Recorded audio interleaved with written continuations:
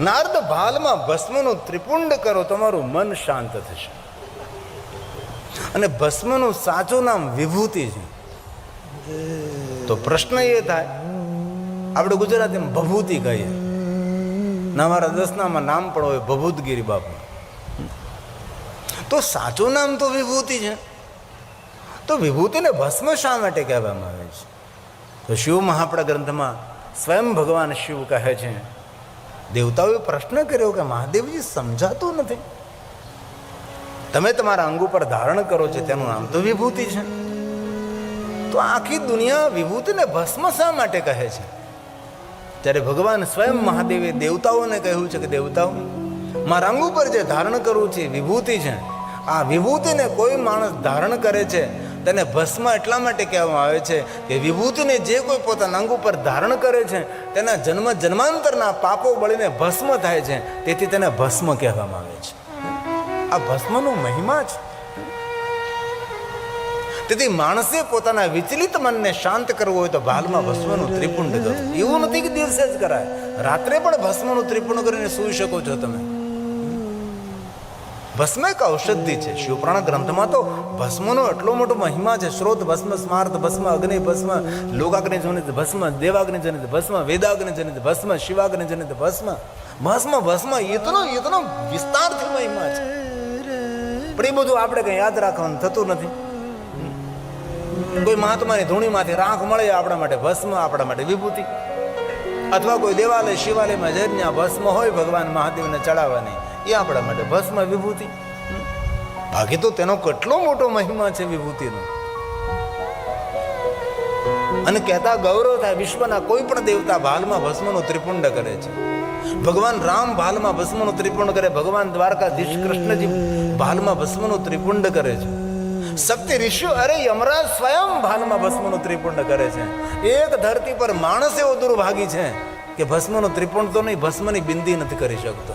કેટલું મોટું દુર્ભાગ્ય છે આપણે સૌ. ભગવાન વિષ્ણુજી નારદજીને શિવ ભક્તિનું માર્ગદર્શન કરે છે.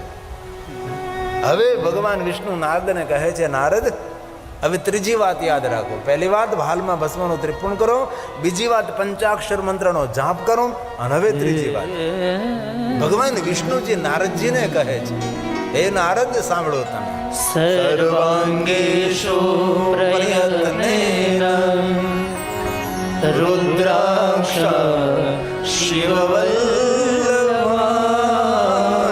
મહાદેવને બહુ જ વહાલા છે એ રુદ્રાક્ષને ધારણ કરો નારદજી. રુદ્રાક્ષ શા માટે ભાઈ? ઘણી વાર પ્રશ્ન થાય કે ચંદનની માળા પહેરવાનું નહીં કહ્યું, સ્ફટકની માળા પહેરવાનું નહીં કહ્યું, કાષ્ટની માળા પહેરવાનું નહીં કહ્યું, કમળ કાકડીની માળા પહેરવાનું નહીં કહ્યું, અરે સોનાની માળા પહેરવાનું નહીં કહ્યું, રુદ્રાક્ષ શા માટે ભાઈ? અન્ય કોઈ માળા પહેરવાની કેમ વાત ન કરી? અહીંયા ભગવાન વિષ્ણુજી નારદજીને રુદ્રાક્ષ ધારણ કરવાનું કહ્યું શા માટે? રુદ્રાક્ષ એક ઔષધિ છે. રમ રુદ્ર રોગ નાશાય ધન્વંતરી રુદ્ર. આરોગ્યને આપનારી ઔષધિ રુદ્રાક્ષ છે. અને 24 કલાક માણસે રુદ્રાક્ષ પહેરવો જોઈએ. ભલે તમે કોઈ પણ ભગવાનને માનતા હો, કોઈ પણ માતાજીને તમે માનતા હો, કોઈ પણ સંપ્રદાયમાં તમે જકડાયેલા પકડાયેલા પૂરાયેલા હો, એ તો તમારી મનોદશા છે. બાકી જો આપણે પોતાનું કલ્યાણ કરવું હોય તો દરેક માણસે રુદ્રાક્ષને ધારણ કરવો જોઈએ. એવું નથી કહ્યું કે પુરુષો જ રુદ્રાક્ષ પહેરી શકે, એવું નથી કહ્યું કે સાધુ સંતો વૈરાગી ત્યાગી રુદ્રાક્ષ પહેરી શકે. એક સમય વહેમ હતો કે ભાઈ સંસારીઓ રુદ્રાક્ષ ના પહેરી શકે, સંસારીઓ માટે રુદ્રાક્ષ નહીં. ખોટો પ્રચાર હતો. બ્રાહ્મણ, ક્ષત્રિય, વૈશ્ય, શુદ્ર, પ્રતિલોમજ, અરે જાતિથી ભ્રષ્ટ થયેલો મારે કોઈ જાતિમાં નથી, એવો અજાતિ કોઈ પણ વ્યક્તિ રુદ્રાક્ષને ધારણ કરી શકે છે અને 24 કલાક પહેરી શકાય છે. પવિત્ર અવસ્થામાં પણ રુદ્રાક્ષ પહેરી શકાય ને અપવિત્ર અવસ્થામાં પણ રુદ્રાક્ષ પહેરી શકાય છે. રુદ્રાક્ષ પવિત્રતાનું દાન કરે છે. તેથી માણસે પોતાનું સર્વ મંગલ કરવું હોય તો રુદ્રાક્ષ પહેરવો જોઈએ. અને એવું પણ શિવપુરાણમાં કહ્યું છે કે રુદ્રાક્ષ પહેર્યા વગર શિવની પૂજામાં ન બેસવું. ભાલમાં ભસ્મના ત્રિપુંડ વગેરે ભગવાન મહાદેવની પૂજાનો પ્રારંભ ન કરવો. અને ભગવાન શિવની પૂજા કરતા પહેલા પંચાક્ષર મંત્રનો જાપ કરો.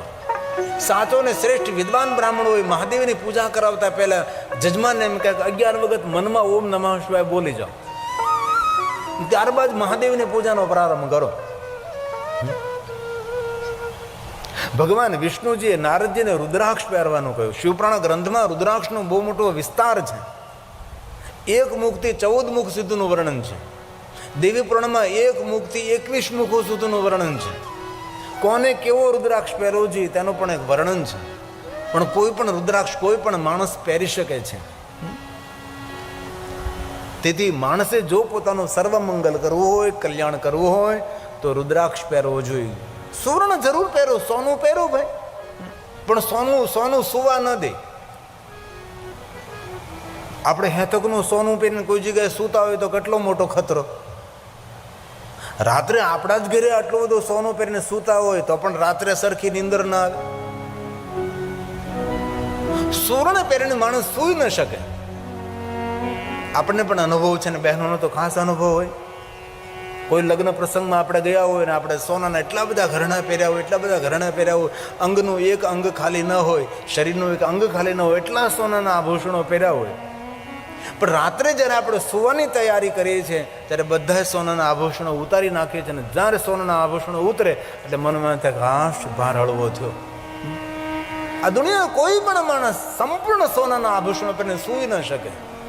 અને જેને અનિંદ્રાનો રોગ હોય રુદ્રાક્ષ પહેરીને સૂઈ શકે છે. અનિંદ્રાનો રોગ હરનાર એ રુદ્રાક્ષ છે. મનની શાંતિ આપનારો રુદ્રાક્ષ છે. રુદ્રાક્ષ ઔષધિ છે અને ભગવાન મહાદેવની આપેલી શ્રેષ્ઠ ભેટ એ રુદ્રાક્ષ છે. સ્વયં ભગવાન શિવજીની કરુણાનું પ્રતીક એ રુદ્રાક્ષ છે. તેથી આ સભામાં જેને જેને રુદ્રાક્ષ પહેર્યો છે ધન્ય છે. પણ જે રુદ્રાક્ષ નથી પહેરતા એ ધીમેથી ભગવાન મહાદેવને યાદ કરી, ધોરેશ્વર મહાદેવને યાદ કરીને રુદ્રાક્ષને પહેરી લે. અને તમારું કીડિયાનગર તો કેટલું ભાગશાળી છે. ગામના મધ્યમાં ધોરેશ્વર મહાદેવ બિરાજે છે અને ડુંગરા પર બેસીને માં રાજબા આપણા સૌની રખેવાળી કરે છે. કેટલું સુંદર આ પવિત્ર સ્થાન છે. ભલે અંતરિયાળ ગામડું છે, મને ખબર છે ધૂળ ઉડે છે, માટી ઉડે છે, નાકમાં જાય, શ્વાસ નથી લેવાતો, ગળામાં દુખવા મળે છે. પણ ઘણીવાર વિચાર થાય કે ભગવાન અમે તારી પૂજામાં તારા ઉપર અબીલ ને ગુલાલ વેરીએ ત્યારે તારી કેવી હાલત થતી છે. એવી હાલત જ્યારે અમારી થાય છે, ધૂળ ઉડે છે. और कथा एक साधना, कथा एक उपासना છે. તેથી ભાઈઓ બહેનો સૌને પ્રાર્થના, રુદ્રાક્ષ પહેરજો. રુદ્રાક્ષ પહેરવાથી કોઈ અહિત નથી થતો. રુદ્રાક્ષ પહેરવાથી કોઈ, ઘણા માણસો એમ કે ભાઈ જ્યારે અમુક અવસ્થામાં રુદ્રાક્ષનો ત્યાગ કરવો જોઈએ, એવું કંઈ છે જ નહીં. 24 કલાક રુદ્રાક્ષ પહેરી શકાય છે. જે અપવિત્રતાનું વર્ણન અહીં કરી ન શકે એવી અપવિત્ર અવસ્થામાં રુદ્રાક્ષ પહેરી શકાય છે. એ રુદ્રાક્ષ માટે ખોટા વહેમોને દૂર કરી અને માણસે પોતાના કલ્યાણ માટે રુદ્રાક્ષ પહેરવો જોઈએ. જેના ભાલમાં ભસ્મનું ત્રિપુંડ હોય, જેના મુખમાં શિવનું નામ હોય અને જેના કંઠમાં રુદ્રાક્ષ હોય, એ ત્રિવેણી સદૃશમ, એ સાક્ષાત ગંગા યમુના સરસ્વતીનું સ્વરૂપ છે. તેથી માણસે ભાલમાં ભસ્મની બિંદી કરવી જોઈએ, ઓમ નમઃ શિવાય મંત્રનો જાપ કરવો જોઈએ અને 24 કલાક માણસે રુદ્રાક્ષને પહેરવો જોઈએ. આવું શિવ મહાપડા ગ્રંથમાં ભગવાન વિષ્ણુજીએ વર્ણન કર્યું છે. હવે ભગવાન વિષ્ણુ નારદને કહે છે, નારદ હવે બીજી 3 વાતો યાદ રાખો.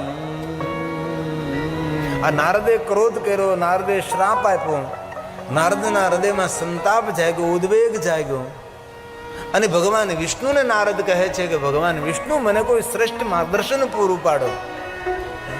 જ્યારે વિષ્ણુ ભગવાન નારદજીને શિવ ભક્તિનું માર્ગદર્શન કરે છે. અને જીવાત્માનું કલ્યાણ ત્યારે જ થાય જ્યારે ભગવાન મહાદેવની ભક્તિથી પ્રેરિત થાય છે. જ્યાં સુધી આ જીવ શિવની ભક્તિ નથી કરતો ત્યાં સુધી એ જીવનનું કોઈ કલ્યાણ નથી, એ જીવાત્માનું મંગલ ન થાય. મંગલ કરનારો, કલ્યાણ કરનારો, આપણું સર્વ પ્રકારે સુખ કરનાર ભગવાન શિવ છે. અને બહુ હૃદયથી કહું છું કે તમારા ગામમાં શિવાલય હોય તો 24 કલાકમાં એકવાર ભગવાન મહાદેવના શિવાલયમાં ભગવાન શિવજીના દરબારે હાજરી લગાવવી જોઈએ. પણ કોણ જાય છે? ઘણા તો જીવન આખું નથી જતું અને એ જતા રહે ત્યારે તેનો દીવો નથી જતો શિવાલય. આ હાલત આપણા સૌની છે. ગામનું શિવાલય આપણા ભાગ્યનું ખોલવાનું શ્રેષ્ઠ સ્થાન છે. કેટલા માણસો છે, ઘણા માણસો બોલે અરે મરવાની નવરાય નથી, ક્યારે શિવાલય જવું. શિવાલય જવાથી માણસના અહિતો અટકી જાય છે, આપણું દુઃખ અટકી જાય છે, આપણું ભાગ્ય ખુલી જાય છે. પણ કેટલા માણસો, બહુ જૂજ માણસો શિવાલય જાય છે. આપણું ને આપણી પ્રજાનું ને આપણા પરિવારનું સર્વ મંગલ કરવું હોય તો માણસે શિવાલય જવું છે. પણ નથી જતા માણસો શિવાલય, બહુ જૂજ, બહુ ઓછા માણસો. હવે ભગવાન સ્વયં વિષ્ણુજી નારદને કહે છે, નારદ, 3 વસ્તુને યાદ રાખો. ભાલમાં ભસ્મનું ત્રિપુંડ કરો, પંચાક્ષર મંત્રનો જાપ કરો, નારદજી રુદ્રાક્ષને ધારણ કરો. અને હવે બીજી 3 વાત વિષ્ણુ બોલે છે, શૃણુ શૈવીં કથા નિત્યં. ભગવાન વિષ્ણુજી નારદને કહે છે, નારદ, તમે રોજ ભગવાન મહાદેવની કથા સાંભળો. આવું શા માટે કહ્યું? વિષ્ણુ ભગવાને કહેવું છે ને, તમે મારી કથા સાંભળો. વિષ્ણુ પુરાણ પણ છે, સ્કંદ પુરાણ છે, 18 પુરાણ છે, પણ નહીં, તમે મહાદેવની કથાનું શ્રવણ કરો. કારણ કે શિવની કથા શાંતિ આપનાર, શંકરો પરમામ કથા, મહાદેવની કથા શાંતિનું દાન કરનારી કથા છે. તેથી ભગવાન વિષ્ણુજીએ નારદજીને શિવ કથા સાંભળવાનું કહ્યું છે. અને શિવ કથા સાંભળ્યા પછી એ શિવ કથાનું મનન કરો. તમે હું સાંભળ્યું, સાંભળ્યા પછી ભૂલ નથી જવાનું. બદમ શૈવ કથામ સદા. અને મહાદેવના ભક્તોના સંગમાં રહો અને મહાદેવના ભક્તોની સેવા કરો. એ ભગવાન વિષ્ણુજીએ નારદજીને ભગવાન શિવની સેવા કરવાનું ન કહ્યું. એમને કહ્યું કે શિવાલયમાં જઈને ભગવાન શિવની પૂજા કરતા રહો, મહાદેવના ભક્તોની સેવા કરો. અને સ્વયં શિવજીએ પણ એ જ વાત કરી છે કે મારી કોઈ સેવા પૂજા અર્ચન ન કરે પણ મારો ભક્ત હોય એને રાજી રાખે ને, એ મારી મોટામાં મોટી પૂજા છે. મારા ભક્તને રાજી રાખે. જે મારી ભક્તિ કરે છે તેના સંગમાં રહો, મારા ભક્તોની સેવા કરો. અને ભગવાન શિવજી એવું પણ કહ્યું છે કે મારા ભક્ત ને મારા વચ્ચે જે ભેદ ન જોવે એ મુક્તિનો અધિકારી છે. ભગવાન શિવ અને શિવ ભક્તમાં કોઈ ભેદ ન જોવે એ મુક્તિનો અધિકાર છે. આવું ભગવાનમાં આ બધા શ્લોકો મારી પાસે છે, પણ શ્લોકો બધા હું ગાતો નથી તમારી સામે, કારણ કે સંસ્કૃત સમજીને શ્લોકો ગાવા મારો સમય જાય. બાકી તો હું ગાતો જ રહું છું, ગાતો રહું છું. અને કથાને ગાયંત યો અહર્નિશમ, જે દિવસ અને રાત્રે શિવ મહાપ્રભુનું ગાયન કરે, કથાને ગાવામાં આવે છે. ગાયેલું પૂરું સમજાય નહીં, તેથી તેનું વક્તવ્ય આપવામાં આવે છે, પ્રવચન કરવામાં આવે છે. તે ભગવાન વિષ્ણુજીએ નારદજીને શિવ કથા સાંભળવાનું કહ્યું છે. અને શિવ કથા સાંભળ્યા બાદ શિવ કથાનું મનન કરું, કથાને યાદ રાખવાનો પ્રયાસ કરો અને મહાદેવના ભક્તોના સંગમાં રહેવું. આ ભગવાન સ્વયં શ્રી હરિ ભગવાન વિષ્ણુજી બોલ્યા છે, શૃણુ શૈવીં કથા નિત્યં વદ શૈવીં કથા સદા પૂજ્ય સ્વાતિ યત્નેન શિવ ભક્તાન પુનઃ પુનઃ શિવ ભક્તાન પુનઃ. મહાદેવના ભક્તોના સંગમાં રહો અને વારંવાર મહાદેવના ભક્તોના સંગમાં રહી અને શિવ ભક્તોની સેવા કરો. આવું ભગવાન શ્રી હરિ વિષ્ણુજીએ નારદને કહ્યું છે. અને ભગવાન શ્રી હરિ કહે છે, નારદ, કથા સાંભળવી ને એ ભક્તિનું દ્વાર છે. કથા સાંભળે બહુ મને સ્વીકારે ભાગ્યે જ લોકો. બાકી સાંભળે તો બધા સાંભળે છે, પણ આમ સ્વીકારે કેટલા? હતા ત્યાં ત્યાં, જેવા છે તેવા જ. તેથી કથાનું શ્રવણ કર્યા બાદ કથાને સ્વીકારવાની છે. આ ભગવાન વિષ્ણુજી કહે છે. અને નવદા ભક્તિમાં કોઈ શ્રેષ્ઠ ભક્તિ હોય તો ભગવાનની કથા છે. નિરંતર નિરંતર કથા સાંભળતા જ રહો, સાંભળતા જ રહો. ભગવાન મહાદેવે દેવતાઓને કહ્યું કે દીર્ઘકાલ તક કથાનું શ્રવણ કરવાથી, દીર્ઘકાલ મતલબ બહુ જન્મો સુધી ભગવાનની કથાનું શ્રવણ કરવા માત્રથી, દીર્ઘકાલ સુધી કથાનું શ્રવણ કરવાથી ભક્તિ અંકુરિત થાય છે. આપણે તો એક કથા સાંભળી, એમાં ક્યાં ભક્તિ અંકુરિત થવાની હતી? અને જ્યારે હૃદયમાં ભક્તિ અંકુરિત થાય છે તે માણસ દેવતુલ્ય છે, એ મારા લોકનો અધિકારી છે. તેથી માણસે પોતાના જીવનના દરેક કાર્ય છોડીને જેટલો સમય મળે એટલો સમય ભગવાનની કથાનું શ્રવણ કરવું જોઈએ. અને કથા શ્રવણ કરવી એ ભગવાનની શ્રેષ્ઠ ઉપાસના પણ છે. આવું શિવ મહાપડા ગ્રંથમાં ભગવાને કહ્યું છે. આ પહેલી ભક્તિ છે, કથા સાંભળવી. શ્રોત્રેણ શ્રવણં તસ્ય કથા સાંભળવી એ શ્રેષ્ઠ ઉપાસના છે. અને ભગવાનના નામનું વારંવાર કીર્તન કરવું એ ભગવાનનું દર્શન છે. વચસા કીર્તનં તથા મન દ્વારા ભગવાનનું સ્મરણ કરવું એ શ્રેષ્ઠ ઉપાસના છે. મનસા મનनं તસ્ય મહાસાધન મુચ્યતે મહાસાધન મુચ્યતે. આ સાધન નથી, આ તો મહાસાધન છે. નારદજી કહે છે, ભગવાન વિષ્ણુજી, મને મહાદેવની કથા કોણ સંભળાવે? હું કોની પાસે કથાનું શ્રવણ કરવા જાઉં? જ્યારે ભગવાન વિષ્ણુજી નારદને કહે છે, નારદ, મહાદેવની કથા સાંભળવા માટે તમે બ્રહ્મલોકમાં જાઓ અને તમારા પિતા બ્રહ્માજીને કહો, અને બ્રહ્માજી તમને મહાદેવની કથા સંભળાવશે અને તમને સંતાપમાંથી મુક્તિ મળશે અને શાંતિની અનુભૂતિ થશે અને એટલું પુણ્ય તમને પ્રાપ્ત થશે કે એ પુણ્યનો કદી ક્ષય નહીં થાય. ભગવાન વિષ્ણુજી નારદને કહે છે, નારદ, અનેક સત્કર્મો કરવાથી પુણ્ય મળે છે, પણ કોઈ કાલક્રમે એ પુણ્યનો ક્ષય થાય, પુણ્યનો નાશ થાય છે. પણ મહાદેવની કથાનું શ્રવણ કર્યા બાદ જે પુણ્ય મળે છે એ પુણ્યનો નાશ થતો નથી, એ પુણ્યનો ક્ષય નથી થતો. તેથી નારદજી, મહાદેવની કથા સાંભળો. તમે બ્રહ્મલોકમાં જાઓ.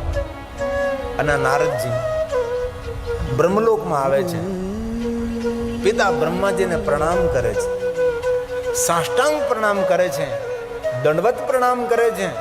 નારદજી પિતા બ્રહ્માજીની સુંદર પરિક્રમા કરે છે અને પરિક્રમા કરીને ફરી પાછા પ્રણામ કરે, ફરી પાછા સાષ્ટાંગ પ્રણામ કરે અને ફરી પાછા દંડવત પ્રણામ કરે છે. આને કહેવાય શિષ્ટાચાર. આપણા વડીલો સાથે આપણો વ્યવહાર કેવો હોવો જોઈએ એ તો આપણને ખબર છે ને. આપણે વડીલો સાથે કેવો વ્યવહાર કરીએ છીએ. નારદજી આપણને સંદેશ આપે છે કે આપણા પિતા સાથે વ્યવહાર કેવો હોવો જોઈએ, આપણા દાદા સાથે વ્યવહાર આપણો કેવો હોવો જોઈએ. પ્રણામ તો કરીએ આપણે, ક્યારેક વળે સાષ્ટાંગ પ્રણામ કરતા હોય દાદાને પિતાજીને, પણ દંડવત પ્રણામ બાપાને કરનારો ભાગ્ય જ કોઈ હોય છે. સમજો ભાઈ, દંડવત પ્રણામ કરનારો પણ કોઈ માણસ હોઈ શકે, પણ પિતાજીની પરિક્રમા કરનારો માણસ તો કોઈ ભાગ્ય જ હોય છે. પૂછો પોતાની જાતને કે બાપાને પરિક્રમા કરી જ કોઈ દિવસ? અહીં પૂછો તો ગિરનાર પર્વતને પરિક્રમા કરી, તો કે હા, દર વર્ષે જાઉં છું ગિરનાર પર્વતને પરિક્રમા કરવા માટે. વૈષ્ણવનો પૂછો, ગોવર્ધન પરિક્રમા, અરે દર વર્ષે ગોવર્ધન પરિક્રમા હોય. આ પહાડોની પરિક્રમા કરવા જઈ, દેવાલી શિવાલીની પરિક્રમા કરીએ છીએ, પણ ક્યારેય આપણા પિતાની પરિક્રમા નહીં. આ નારદજીનો કેટલો સુંદર શ્રેષ્ઠ વ્યવહાર છે. ને આપણા માટે જાગૃત કોઈ આપણો દેવ હોય તો આપણા પિતા છે. બાપથી મોટા ભગવાન કોણ હોઈ શકે? પિતાથી મોટા શ્રેષ્ઠ ઈશ્વર કોણ હોઈ શકે છે? આ નારદજીનો પિતા પ્રત્યેનો વ્યવહાર એ આપણને સૌને એક મોટો સંદેશ આપે છે. અને હવે નારદજી હાથ જોડીને કહે છે, હે પિતા બ્રહ્મા, આપણા પાસે હું એટલા માટે આવ્યો છું, મને પિતા બ્રહ્માજી તમે મહાદેવની કથા કહો. આવું નારદજી બોલે છે. બ્રહ્મા પોતાના આસનેથી ઊભા થાય છે અને નારદજી ઊભા થઈ નારદને પ્રણામ કરે છે. પોતાના પુત્ર નારદને પ્રણામ કરવા લાગે છે, પગે લાગવા લાગે છે. જ્યારે નારદના મનમાં સંશય થયો છે કે હે પિતા બ્રહ્મા, હું તમારો પુત્ર છું, પુત્ર પિતાને પ્રણામ કરે તે ધર્મ છે. હવે પિતા તમે પુત્રને પ્રણામ કરો, આવું શા માટે મારી સાથે વ્યવહાર કરો છો? બાપ જ્યારે દીકરાને સન્માન આપવા લાગે છે, દીકરાનું અપમાન છે. સદગુરુ શિષ્યને માન આપવા લાગે, એ શિષ્ય માટે અપમાનજનક છે.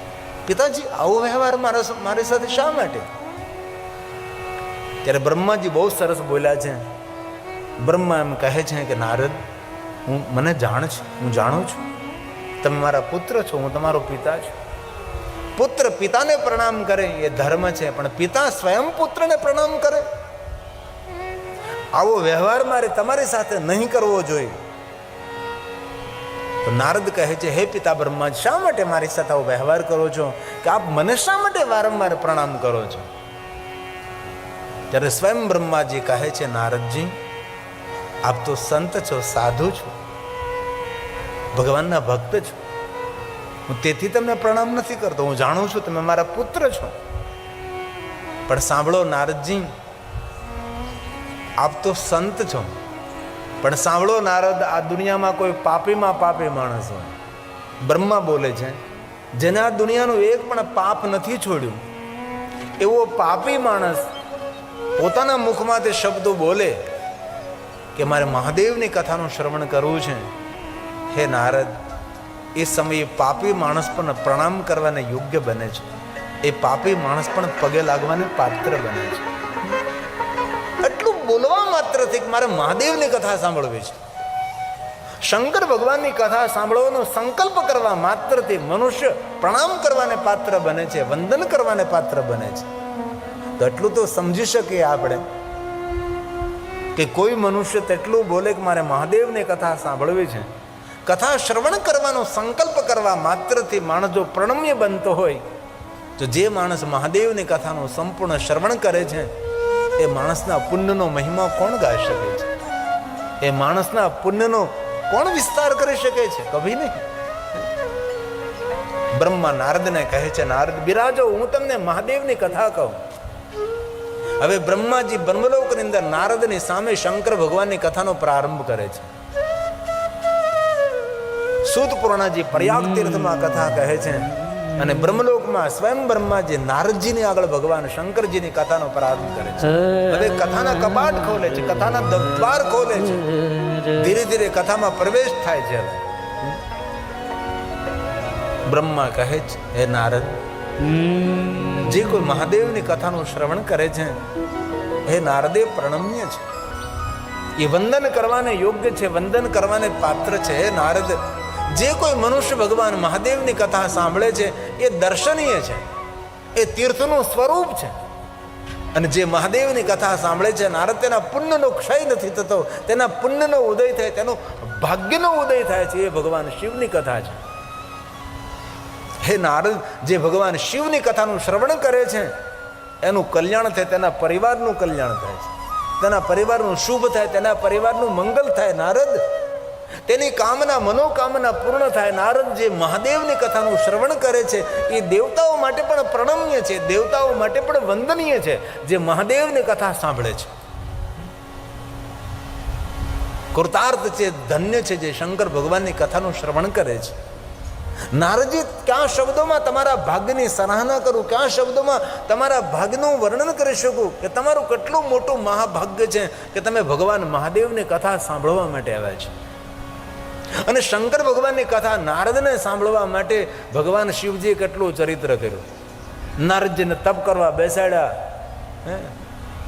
નારદ સાથે નહીં કરવાના નૃત્ય કરાવ્યા, કેટલા નારદજીને ફેરવી ફેરવી ફેરવી નારદજીના અંતે ભગવાન મહાદેવની કથા શોધી. આપણા જીવનની ઘણી બધી યાત્રાઓ એવી લાગતી હોય છે કે આ યાત્રાઓ બધી વ્યર્થ છે, પણ વ્યર્થ નહીં, એમાં કોઈ અર્થ છુપાયેલો હોય છે. ઘણીવાર આપણને સમજાય નહીં કે આવું આપણા જીવનમાં ખોટું થઈ રહ્યું છે, પણ નહીં, ખોટું નહીં થતું હોય, પણ ભગવાન આપણને યાત્રા કરાવતો હોય છે. ભગવાન આપણને યાત્રા કરાવતો હોય છે. અને જીવનની મીઠાશ એ જ માણી શકે છે જેને પોતાના જીવનમાં કડવાશનો અનુભવ કર્યો છે. જેને પોતાના જીવનમાં કડવા અનુભવો નથી થયા, એ માણસ જીવનની મીઠાશ માણી ન શકે. અને હવે નારદજી બ્રહ્મલોકમાં ભગવાન મહાદેવની કથા સાંભળવા માટે બ્રહ્માની સામે નારદજી બિરાજમાન છે. અને બ્રહ્મા સ્વયં શંકર ભગવાનની કથાનો પ્રારંભ કરે છે. અને આ શ્લોક સ્વયં બ્રહ્મા બોલે છે, હે સાધુ, હે સાધુ. નારદ સાધુ છે. સાધુ કોણ? જે સાધનામાં રત રહે છે અને સાવધાનીપૂર્વક જીવન જીવે છે. એક પણ પગલું, એક પણ કદમ ખોટું ન ભરાઈ જાય એવી સાવધાની સાથે પોતાના જીવનના નિર્ણયો લે છે. મુખમાંથી એક શબ્દ વ્યર્થ ન પ્રગટ થાય એવી સાવધાનીપૂર્વક એ પ્રવચન કરે છે, સાધુ છે. અને જે પરમાત્માની સાધનામાં રત રહે છે, વિશ્વના કલ્યાણ માટે જે સાધના કરતો રહે છે, જેના જીવનમાં સર્વ મંગલ થતું રહે છે એ સાધુ છે. તેથી બ્રહ્મા સ્વયં પોતાના પુત્ર નારદને સાધુ કહે છે. હે સાધુ, હે સાધુ. ભો બ્રહ્મન સાધુ પૃષ્ટોહમ. જે તમે મને પ્રશ્ન પૂછો એ બધા જ પ્રશ્નોનું નિવારણ હું કરીશ. હવે બ્રહ્માજી બ્રહ્મલોકમાં ભગવાનની કથાનો પ્રારંભ કર અને કથા સાધુ સાંભળી શકે છે, કથા સાધુ સમજી શકે છે. સાધુ કોઈ ગણવેશ નથી, સાધુ કોઈ જાતિ નથી, સાધુ કોઈ જ્ઞાતિ નથી, સાધુ કોઈ વર્ણ નથી. સાધુ એક સ્વભાવ છે. શિવપુરાણ ગ્રંથમાં સાધુનું વર્ણન કર્યું છે. સાધુ કોને કેવો? સાધુ સ્વભાવ છે, સાધુ વ્યવહાર છે, સાધુ દ્રષ્ટિ છે, સાધુ શ્રવણ છે, સાધુ વક્તવ્ય છે. હે સાધુ, હે સાધુ. ભો બ્રહ્મન સાધુ પૃષ્ટોહમ ત્વયા વિરુદ્ધ સતમાં લોકોપકારિણા નિત્યમ. જગત ઉપર ઉપકાર કરવા માટે, લોકહિત માટે હું તમને કથા કહીશ. લોકાના હિતકામ્યા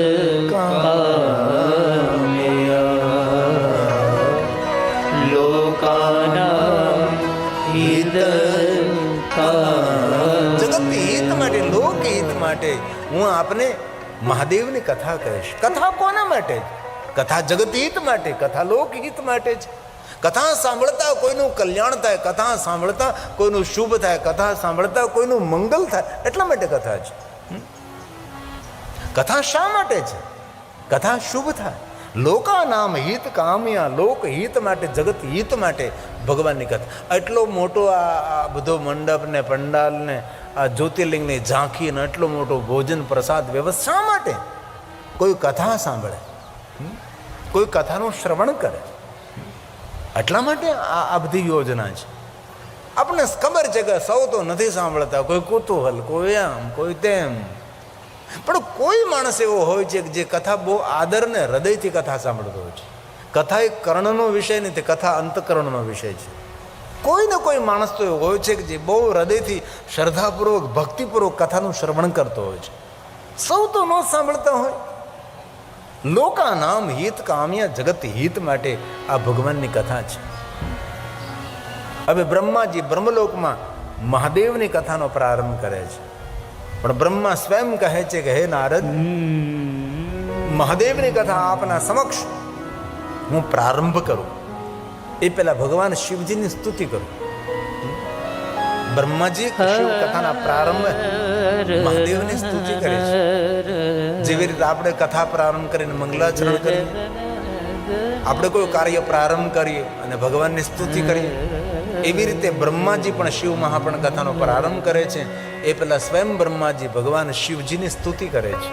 બહુ મોટી સ્તુતિ, લાંબી સ્તુતિ છે, પૂરી સંસ્કૃતમાં છે. બ્રહ્માની દ્રષ્ટિએ મહાદેવજી કેટલા શ્રેષ્ઠ છે, મહાદેવ કેટલા મહાન છે. અને બ્રહ્મા મહાદેવના પરમ ભક્ત છે.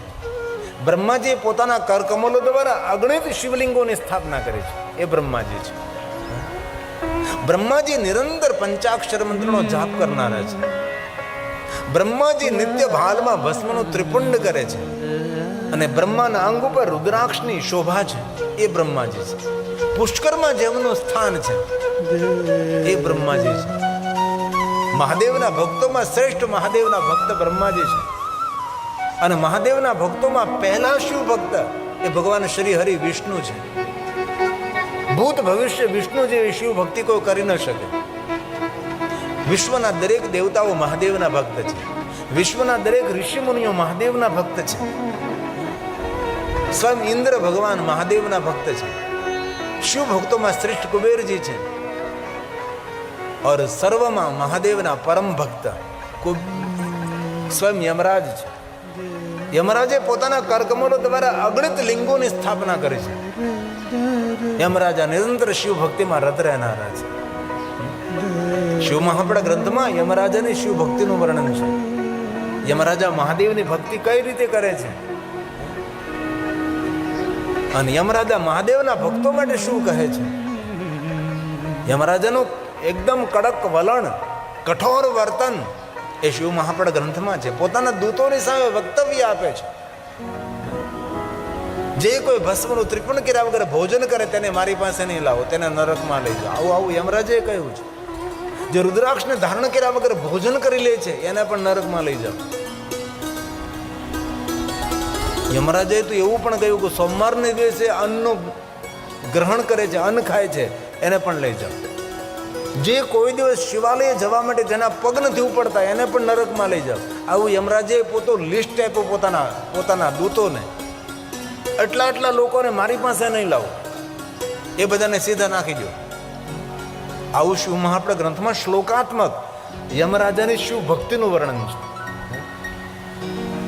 અને આપણે તો આપણા જીવનમાં રામ મળે કે ન મળે ખબર નથી, કૃષ્ણ મળે કે ન મળે ખબર નથી, બ્રહ્માજી મળે નહીં મળે ખબર નથી, વિષ્ણુ ભગવાન મળે કે ન મળે ખબર નથી, શંકરજી મળે ખબર નહીં. પણ જીવનની યાત્રામાં યમરાજ તો મળવાના જ છે. તેથી યમરાજાને પ્રસન્ન કરવા માટે યમરાજાએ સ્વયં કહ્યું છે કે જે કોઈ મહાદેવની ભક્તિ કરે છે એ મારા માટે દંડને પાત્ર નથી, દંડવત કરવાને પાત્ર છે. આ યમરાજાએ કહ્યું છે. આ બધું શ્લોકાત્મક હું તમને સંભળાવી શકું છું. કારણ કે શિવપુરાણ ગ્રંથમાંથી એક શ્લોકને મેં ખોજ કરી છે, નિરંતર સંશોધન કર્યું છે કે આ વસ્તુ ક્યાં છે, કઈ જગ્યાએ છે. યમરાજાએ કેટલા સુંદર વચનો કયા મહાદેવના ભક્તો માટે. મહાદેવના ભક્તો મારા માટે દંડ કરવાને પાત્ર નથી, દંડવત કરવાને પાત્ર છે. એ મહાદેવના ભક્તોની મહિમા છે, એ શંકર ભગવાનના ભક્તોની મહિમા છે. અને શિવપુરાણ ગ્રંથમાં એ પણ કહ્યું છે કે મહાદેવની નિંદા કરનારો માણસ તો એ નરકનો અધિકારી છે, પણ કોઈ મહાદેવનો ભક્ત હોય તેના માટે કોઈ માણસની નિંદા કરનારો હોય એ પણ નરકના દુઃખોનો અધિકારી છે. જે શિવના ભક્તોની નિંદા કરે છે એને દુઃખ, દરિદ્રતા, નિર્ધનતા અને રોગ અને શોક પ્રાપ્ત થાય છે, તેને ઉદ્વેગ મળે છે. તેથી મહાદેવના ભક્તોની નિંદા ન કરવી એવું પણ શિવપુરાણ ગ્રંથમાં કહ્યું છે. શિવ મહાપડા ગ્રંથમાં બહુ સુંદર શિવ મહાપડા ગ્રંથ એટલે શિવજીના વિવાહ જ નહીં. આપણો તો એવું એક લઘુ ગ્રંથથી બેઠા છે કે ભાઈ શિવ મહાપડા એટલે શંકર પાર્વતીના વિવાહ. અને ઘણા મહેમાનોને કે ભાઈ શિવ કથામાં આવજો તો કે કેદી લગ્ન છે શંકરજીના, ક્યારે લગ્ન છે મહાદેવના? નહીં. શિવ મહાપડા ગ્રંથ વિધિ વિધાન, પૂજા અર્ચન, દર્શનથી, સાધના અનુષ્ઠાનથી ભરેલો અને શિવ રહસ્યથી અને શિવ તત્વથી વિસ્તૃત ગ્રંથ એ શિવ મહાપડા ગ્રંથ છે. આ ગ્રંથને લોકપ્રિયતા મળી એ બહુ મહેનત અને બહુ પુરુષાર્થથી મળે છે. શિવ મહાપડા ગ્રંથ સમજવો સમજાવવો કોઈ સરળ નથી. આમાં લૌકિક કથાઓ જ નથી, અલૌકિક કથાઓ છે. આમાં સાંસારિક કથાઓ તો નહીવત છે. આમાં તો સંસારથી પાર થવાની કથાઓ છે.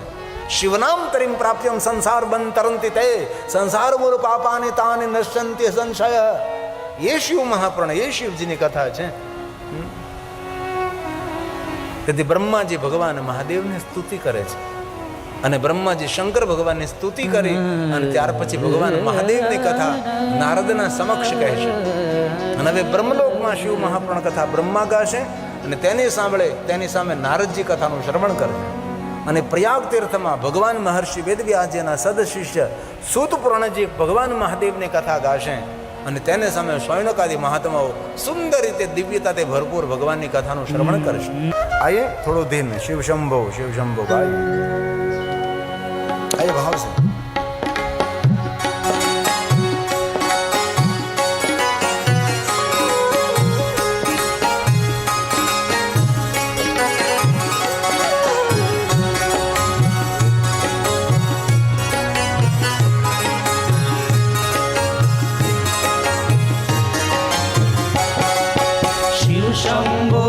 शंभो गाइए रे सब भक्तों के नाथ नित गाइए रे. शिव शंभो गाइए रे सब भक्तों के नाथ नित गाइए रे. भक्तों के नाथ नित गाइए रे देव देवादि